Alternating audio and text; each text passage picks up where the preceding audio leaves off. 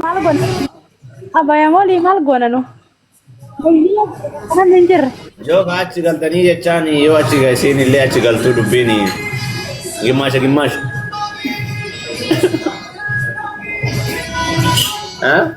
Laa soba. Soba malee sobani malee waan dhugaa miti osoo dhugaa taate maal akka irraa waan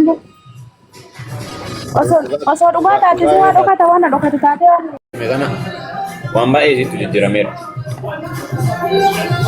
Fakkeenyaaf amma seeraan haasofti dura. Wallahi sira sitta Amma daqiiqaa shanii gara biraa daqiiqaa shanii haasoftee mari'attee na deebitee jecha. Ofitti amanamummaa dhabdeerti aga lubbiyee naga duwwaa deemte.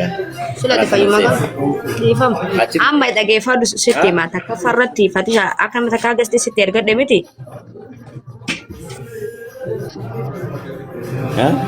Akka nama takkaatti qara gasti sitti ergadhe nagalchite miti. Arafatu yoo waan kun keessatti hin barbaade ishi lubbuyye wanni kana sirriidha. Bakka Ani akka ati akkas hin goone waan beekuuf akkas jedhee maqaayyuu hin dubbatu. Siigalee ati smaartii kabajaa qabda. Inki jiba uummanni. Siigalee uummanni ajandaa siin soqata. Ani immoo bakka uuma qaamaa wal agarre wal gaafannaa Dubaay hin dhufu jedha. Melu busilati Dubai nduf romne roben ko bar we sila ku yesan sumar ge jade bade ya san share ga so ke to milki ke sate jacho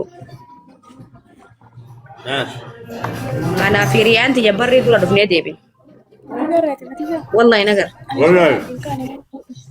takka ke tafatisha la faterge sura jinke jad Beta, mirti beta. Abaya mole kasat target.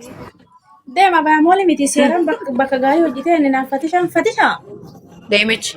Hanjanne. Salaam alaikum. In dubbatin jala. Waalaikumsalam. Me video mana? Sudah tanam. Isumat tasya seraba. Isumat. Masih sudah deh. Isumat tasya seraba itu. Ini apa kan? Ini itu video bar. Anak kita jadi reza dardi. Bade.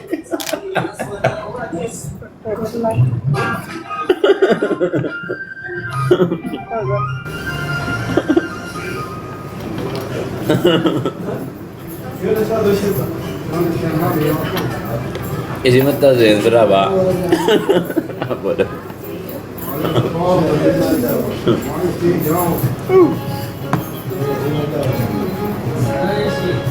Hindi sini ni dah dukun di sini.